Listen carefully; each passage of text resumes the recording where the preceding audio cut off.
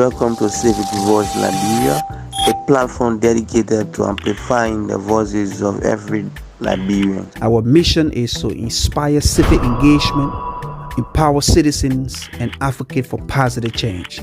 Join us as we explore the heartbeat of our nation, holding conversations that matter and paving the way for a brighter future.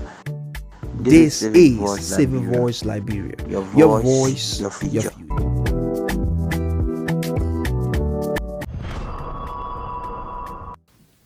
Then they started a digital sumo stream, which is a social media platform began weaponized zones of manipulation.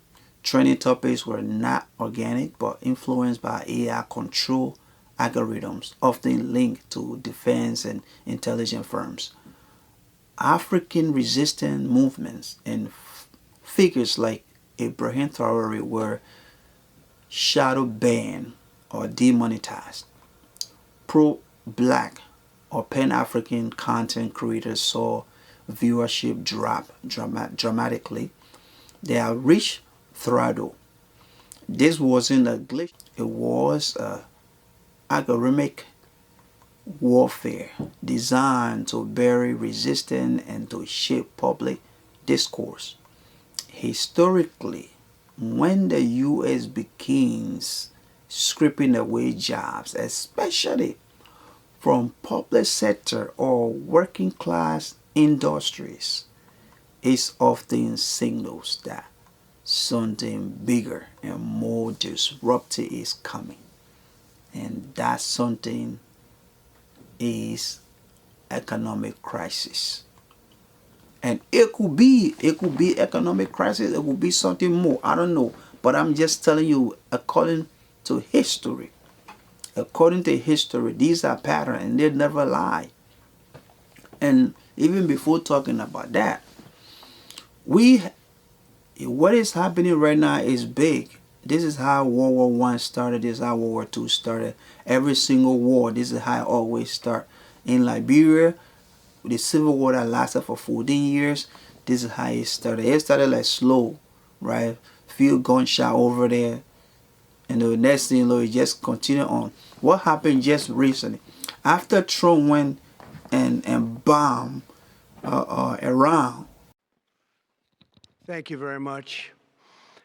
A short time ago, the U.S. military carried out massive precision strikes on the three key nuclear facilities in the Iranian regime: Fordow, Natanz, and Esfahan.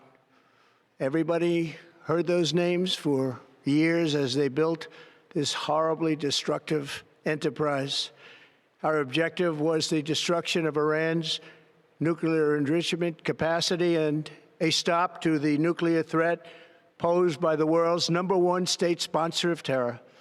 Tonight, I can report to the world that the strikes were a spectacular military success. Iran's key nuclear enrichment facilities have been completely and totally obliterated. The U.S. attack on 3 Iranian nuclear sites. This morning, we're getting a look at some of the damage done over the weekend. Aerial images you see there showing impact on the surface. U.S. forces around the region and authorities at home are on alert for potential retaliation from Iran, warning its military will decide the timing, nature, and scale of its response. The U.S. has about 40,000 forces in the region, spread out among about 20 sites. We have complete team coverage, beginning with new details about the 36-hour mission of the U.S. B-2 stealth bombers that attacked Iran on Saturday. Chief Global Affairs anchor Martha Raddatz starts us off. Good morning, Martha. By B-2 stealth bombers in history. This is a plan that took months and weeks of positioning and preparation so that we could be ready when the President of the United States called. The operation carried out in complete secrecy, beginning at 12:01 a.m. Saturday morning. About a dozen B-2 bombers taking flight from Whiteman Air Force Base in Missouri. Because apparently Iran had nuclear weapon, which Iran doesn't. Israel is the one that had nuclear weapon, and they hide it. They refused inspection, and they violated the nuclear agency code.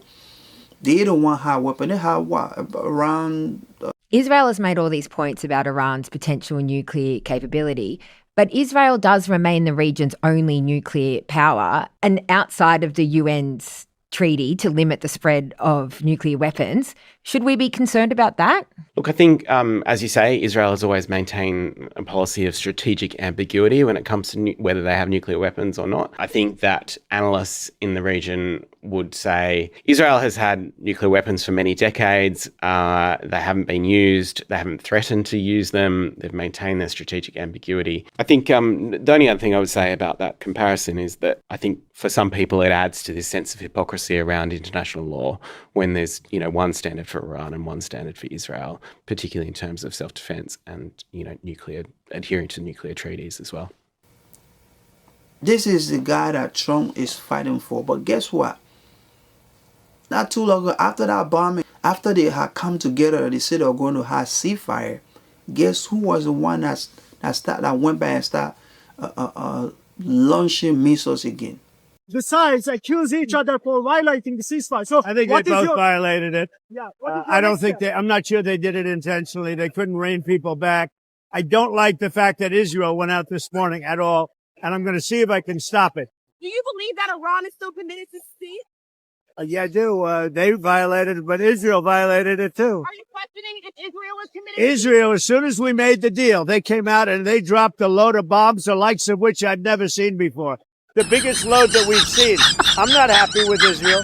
When I say, okay, now you have 12 hours, you don't go out in the first hour and just drop everything you have on them. So I'm not happy with them. I'm not happy with Iran either. But I'm really unhappy if Israel's going out this morning because of one rocket that didn't land, that was shot, perhaps by mistake, that didn't land. I'm not happy about that. We basically have two countries that have been fighting so long and so hard that they don't know what the fuck they're doing. Do you understand that? Israel been doing this thing for 46 years.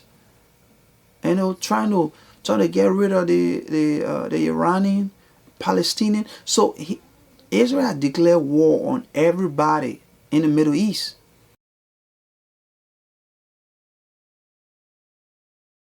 And that same war had led to the war everywhere. The war that is now in every single country in the world, basically. Because from Afghanistan to Iraq, from Iraq,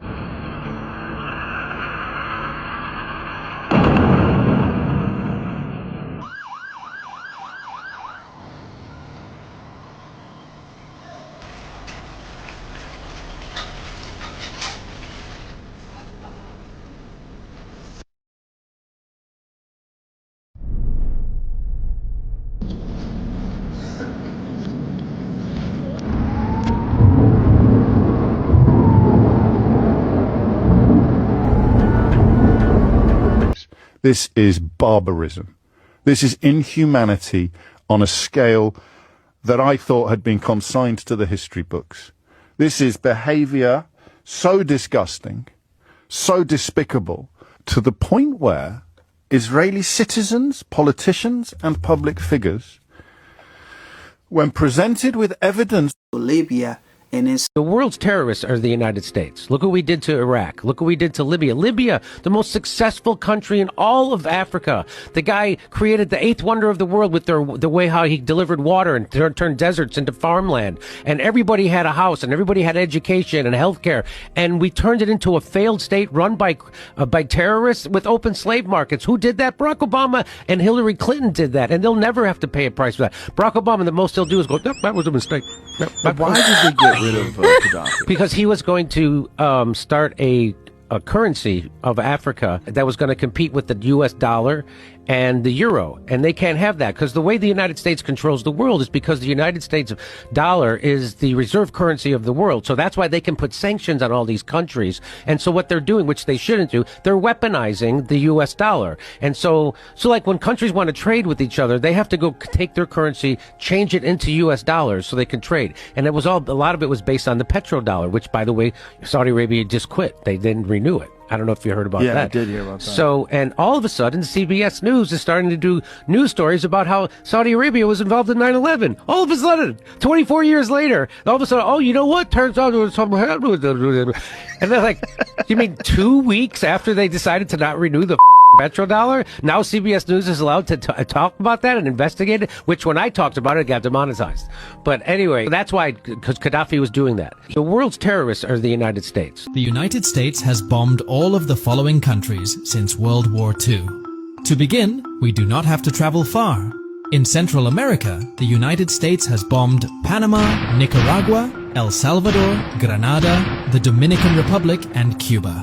Moving across the ocean to Africa, we have Libya, Sudan, and Somalia. In Europe, the list consists of former Yugoslavian countries, namely Serbia, Bosnia, Kosovo, and Montenegro. Next is the Middle East, where the US dropped bombs on Yemen, Syria, Lebanon, Iraq, Kuwait, Iran, Pakistan, and Afghanistan. Moving to East Asia, we have Laos, Cambodia, Vietnam, Indonesia, Japan, and Korea.